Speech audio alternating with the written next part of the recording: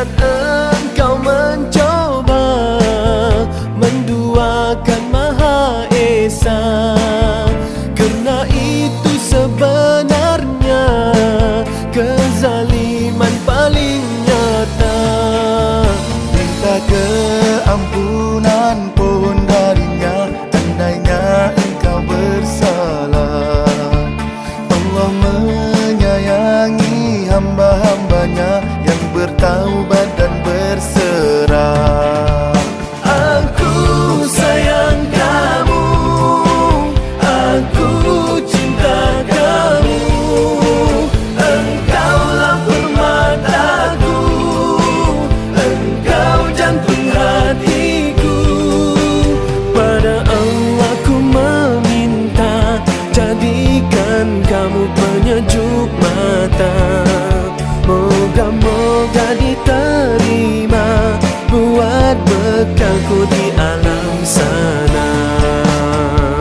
Bangun bersolat, buatlah segala kebaikan, jauhi larangannya, bersabar atas ujian.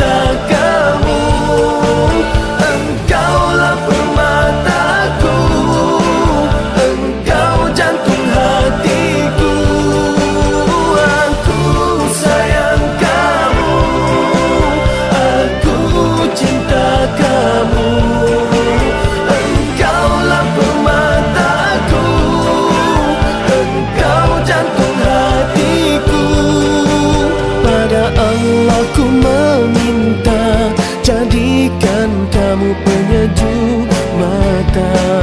Moga-moga diterima buat bekalku di alam sana.